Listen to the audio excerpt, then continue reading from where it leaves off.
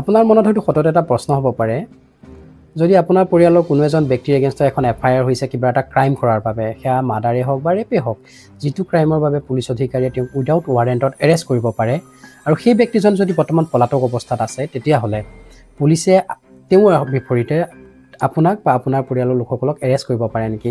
সততে দেখা পোৱা যায় পুলিচ অধিকাৰীয়ে কি কৰে, যদি ক্ৰাইম কৰা ব্যক্তিজন, যদি অপৰাধীজন বিচাৰি নাপায়, তেতিয়াহ'লে ঘৰৰ সদস্যসকলক দাবী ধমকি দিয়া দেখা পোৱা যায় যে যদি সেই অপৰাধ কৰা ব্যক্তিজন বিচাৰি নাপায় বা যদি অপৰাধ কৰা ব্যক্তিজনক ঘৰৰ মানুহে উলিয়াই নিদিয়ে, তেতিয়াহ'লে ঘৰৰ সদস্যসকলক এৰেষ্ট কৰি লৈ যাব। পুলিচ অধিকাৰী এইটো কৰিব পাৰে নেকি? ইয়াৰ উত্তৰটো হৈছে ন। যিজন ব্যক্তিৰ এগেইনষ্টত এটা FIR ৰেজিষ্টাৰ হৈছে, এখন FIR ৰেজিষ্টাৰ হৈছে, যিজন ব্যক্তিয়ে অপৰাধ কৰিছে বুলি FIRখনত নাম উল্লেখ আছে বা অপৰাধ কৰিছে, পুলিচে সেইজন ব্যক্তিকে এৰেষ্ট কৰিব পাৰিব। তেওঁৰ বিপৰীতে আপোনাক বা আপোনাৰ পৰিয়ালৰ কোনো সদস্যকে এৰেষ্ট কৰিব নোৱাৰে। তো আপুনি জানিব লাগে।